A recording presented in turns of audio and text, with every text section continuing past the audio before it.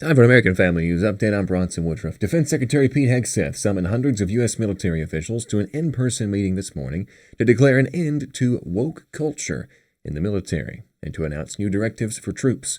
These include gender-neutral or male-level standards for physical fitness.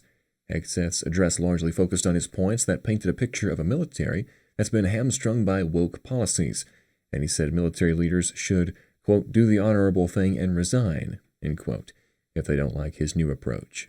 Hegseth said the U.S. military has promoted too many leaders for the wrong reasons, based on race, gender quotas, and, quote, historic firsts. He also added, quote, the era of politically correct, overly sensitive, don't hurt anyone's feelings leadership ends right now at every level.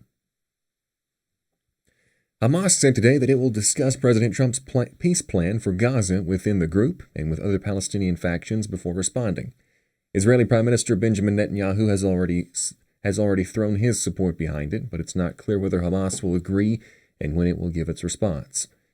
The proposal demands that Hamas effectively surrender and immediately free all hostages, and it must disarm in return for an end to fighting, humanitarian aid for Palestinians, and the promise of reconstruction in Gaza.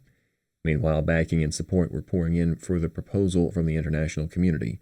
French President Emmanuel Macron says he welcomes Trump's commitment to ending the war in Gaza and securing the release of all hostages.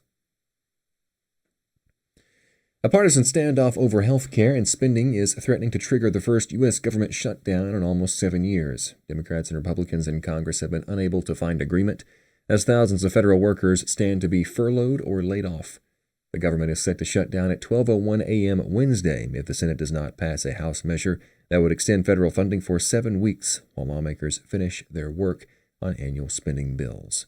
Senate Democrats say they won't vote for it unless Republicans include an extension of expiring health care benefits, among other demands, while President Trump and his fellow Republicans are refusing to negotiate, arguing that it's a stripped-down, clean bill that should not be controversial.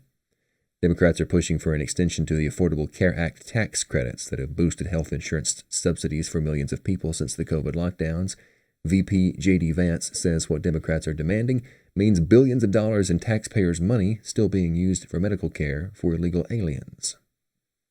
And that's a wrap for this brief AFN News Update. More info on these stories and other news from a Christian perspective is available at afn.net. Thank you for watching American Family News. I'm Bronson Woodruff.